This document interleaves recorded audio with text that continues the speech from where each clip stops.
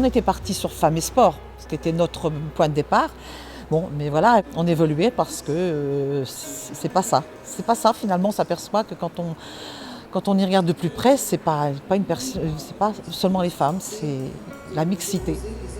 La mixité, parce qu'amener des hommes dans les domaines où il y a plus de femmes, c'est aussi aider à progresser, à se rendre compte qu'on n'est pas différents finalement, on n'est pas si différents que ça, les hommes et les femmes, et que l'idée c'est qu'on travaille tous ensemble. C'est une soirée qui était riche parce que je pense que tout le monde a pu s'exprimer dans la simplicité, donner son point de vue, et je pense surtout qu'on va pouvoir, on a des éléments maintenant, on a une attente. La soirée, ça n'était que le début de tout un travail, hein. Je pense qu'on peut arriver à faire un groupe de travail avec ces personnes-là, faire des propositions. Je pense que les clubs ont notamment besoin de communication. Là, il y a un travail à faire, les aider, leur donner des idées, les aider à...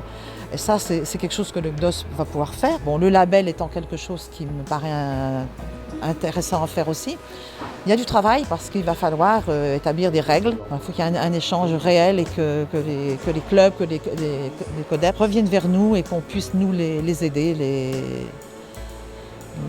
les faire progresser.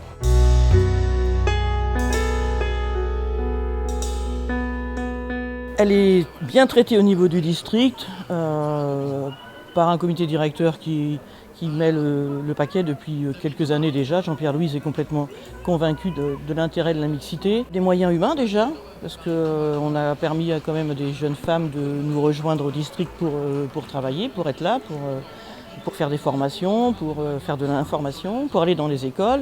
On cherche à structurer. Aujourd'hui, on arrive à avoir des compétitions dans toutes les catégories, dès U9 filles jusqu'aux seniors. On arrive à toucher maintenant des petites filles sans qu'il y ait le blocage par les parents. Parce que c'était souvent ça, au départ, les petites filles venaient essayer et on ne les revoyait pas. Parce que les parents disaient « Ah, tu vas faire un autre sport, c'est pas pour les filles ». Et maintenant, ce blocage-là, je pense qu'il a sauté. On arrive vraiment à avoir des filles qui viennent jouer avec les parents derrière et sans problème. Dans la palme, il y a plus de femmes que d'hommes en général. Parce que c'est un peu vu comme un sport de sirène, on va dire. On a des palmes, donc ça fait un peu peur aux garçons. Surtout pour leur ego, ils ont un peu peur. Voilà. Mais ça commence à s'ouvrir un peu plus, c'est un petit peu plus médiatisé maintenant. Donc on arrive à ramener des garçons chez nous, quoi. Au niveau nage avec palme, même au niveau national, il y a beaucoup plus de femmes, de jeunes filles, que de garçons. Au niveau, je dirais, autres disciplines, puisqu'il y a 10 commissions au niveau de la FFASSM, c'est pas tout à fait la même chose. Au niveau plongée, c'est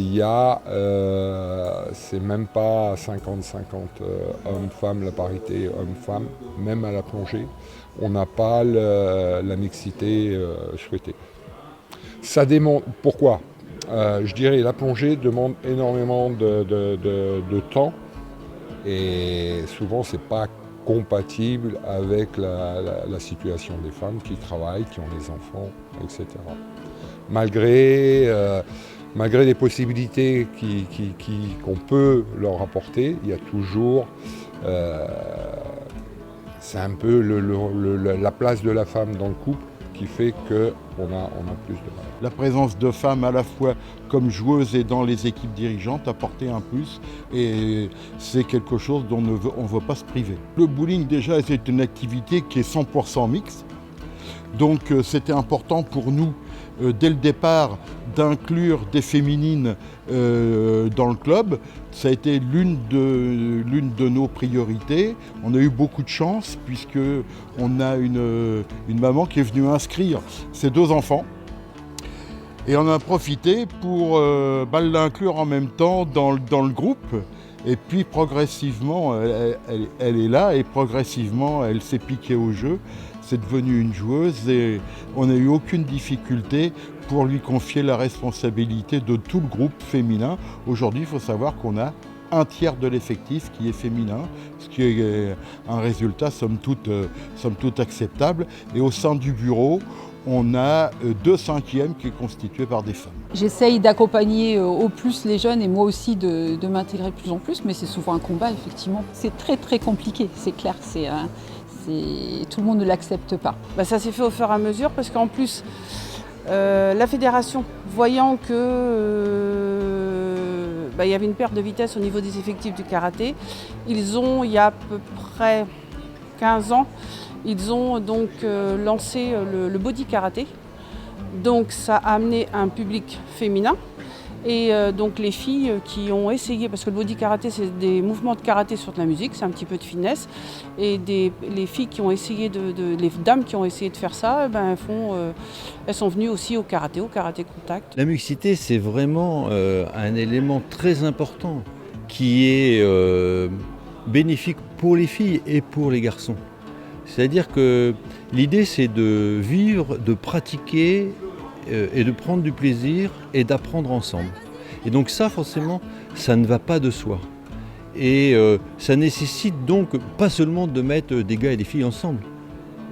Il faut réfléchir à comment on s'organise, quelle situation on propose, pour que, effectivement, cette rencontre puisse se faire au bénéfice de chacun. Par exemple, bientôt, ça va être la Journée nationale du sport scolaire. Et on va faire une rencontre découverte foot. Ici, on va mélanger les équipes, on va tirer les équipes au sort. Et donc, finalement, les gars et les filles vont se retrouver ensemble, mais de plusieurs associations. Puisque ce sont volontaires, ils viennent le mercredi après-midi pour faire. Et donc, ça veut dire qu'ils vont rencontrer de nouveaux amis, comme ils disent. On a rencontré de nouveaux amis, des gars et des filles. Nous sommes très attentifs à la mixité féminine, masculine, également par rapport aux personnes en situation de handicap. Au sein du club, on est plus de 33% de femmes, et au sein du CD, c'est la même chose. Donc voilà, on essaye au maximum donner la mixité, et même au sein du bureau directeur. Voilà, au CD par exemple, on est 4 femmes au sein du bureau directeur, et au niveau du club bureau directeur, on est 2. Vraiment en tant que trésorière, vice-présidente. Voilà. Si on a les personnes qui sont là à l'écoute et qui ne font pas la différence entre la force et... parce que nous, au tir à l'arc, on a la différence de force, mais on a tout ce qu'il faut au niveau des arcs. Donc ça veut dire qu'une femme peut pratiquer autant qu'un homme. Et du coup, il n'y a plus de barrières vis-à-vis de ça. Il y a encore des petites barrières, je dirais plus sur le fait d'entraîner. Voilà, on arrive encore à cette barrière où les hommes ont plus de mal à être entraînés par les femmes en général. Nous avons quand même pas mal de femmes à pratiquer le tir, et puis on les incite à faire des compétitions, on essaye de s'arranger, on essaye de proposer des solutions d'accompagnement, d'entraînement, de véhicules de transport. Il faut donner les moyens de le faire. Et donner les moyens tant sur l'équipement, sur les équipements comme les brassards, comme des arcs adaptés aux femmes, et puis leur permettre de pratiquer ce sport. Des horaires atypiques, c'est-à-dire que nous au sein du club, au club en tout cas, on ouvre du lundi au samedi, tous les soirs, et du coup ça permet qu'on arrive toujours à trouver un petit créneau pour venir s'entraîner, alors que des fois il n'y a qu'un créneau par semaine.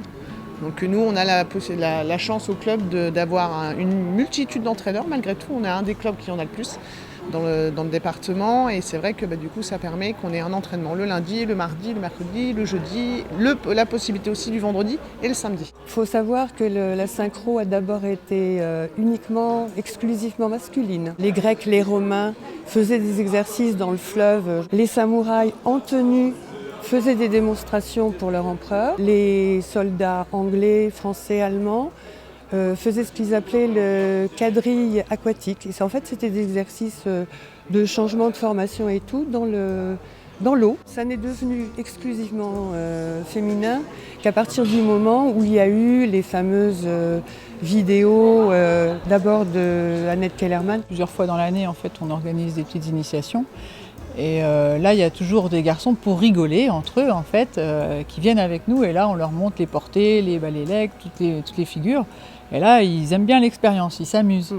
Mais après, de là à franchir la porte et dire je viens m'inscrire dans une équipe où c'est un sport réputé féminin, je crois que c'est là la difficulté. Mais nous, au contraire, on attend que ça, nous, qu'il y ait des garçons. Ça permet de mettre en valeur certaines musiques différemment. À bientôt sur tvi.tv.